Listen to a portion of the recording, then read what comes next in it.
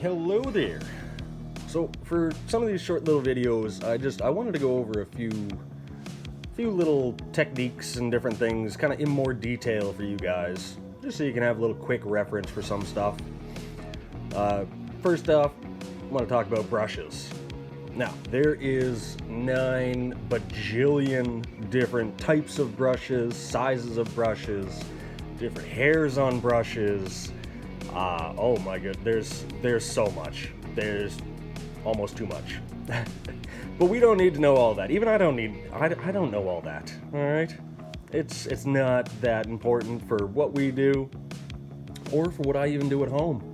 I'm not that in depth into all of that stuff at home either. So I just have a handful of brushes that we have here at the studio, and just wanted to show you a few different ones here and kind of the categories that we have. So right over here in this pile, these guys would be our large brushes. I know they are all varying sizes. We have that big guy, this lovely one, which we use this guy a lot just because we have a lot of them here at the studio. It's a nice brush. There's one, he's a little bit shorter, but still nice and wide. And then even this guy, yes, even this guy, even though he's smaller, can still be a large brush, depending on the canvas size that you're using. If you're using a smaller canvas, this can count as your large brush. You don't need one of these big guys, or one of these, or that, to be a large brush. You just need something that'll, suit your canvas. So those would be my large brushes. Over here next, we've got some medium brushes. If you take a look at these, they kind of have the different tips. All right, so he's a rounded one.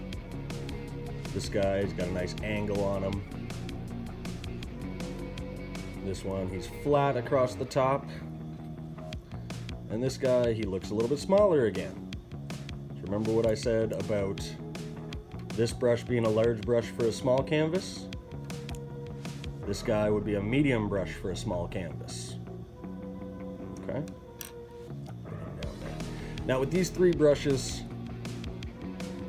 because they have the different tips, they can kind of do different things. Now generally when I'm doing my videos, or any of the instructions, or even painting at home, I'm using this guy. I'm using the one with that little rounded tip. Reason being is he, in my opinion, has like the most versatility.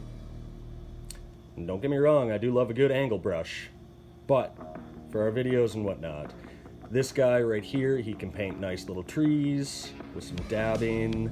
He can get you skinny little lines, which I'll go in depth in another video on how to do that.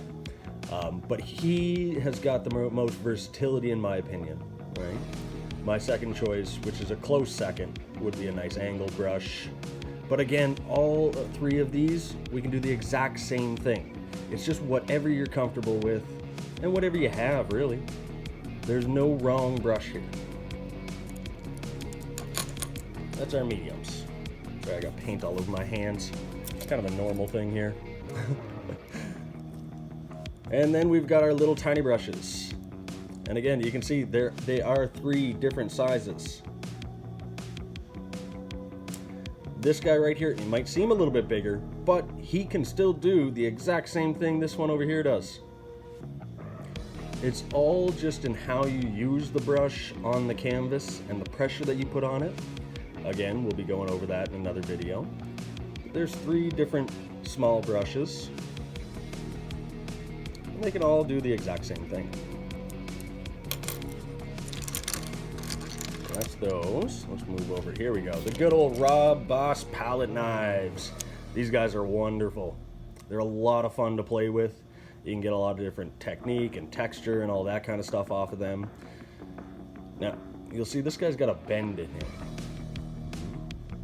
That's just for holding it. Whenever I'm using a palette knife, I don't actually hold it down near the handle. I hold it close to where the paint is going to be, because then you can feel it and you know where it's going to go and how hard you're pushing. But again, even though that these look different, for our purposes and what we do with them, any of these are going to work. Doesn't matter if it's got this little bend in it, or if it's this big guy, he's nice and long, he's nice and flexible, right? That comes in handy. Or this shorter guy, again, nice and flexible. And you can find a million different types of palette knives: plastic, metal, wood. I mean, there's all different types. But I just wanted to show you what we got there. And our handy dandy fan brush. This guy's fun. Such a fan brush. There's a bunch of different techniques you can do with this as well. We use this a bunch on our Rob Boss videos, but during those videos, I also show people how to use this guy. So it's not 100% necessary, but if you have the chance and you see a fan brush, pick it up. And why not? Grab one from the dollar store or order one from us. Right? They're handy to have on hand. Sorry, I just laughed at my own pun. They're handy to have for trees. Alright, so I think that's it for our little going over our brushes there. If you guys have any more questions, of course, drop them in the comments there. I'm going to say that on all these videos, and I'll try to answer them as quickly as possible. Thanks.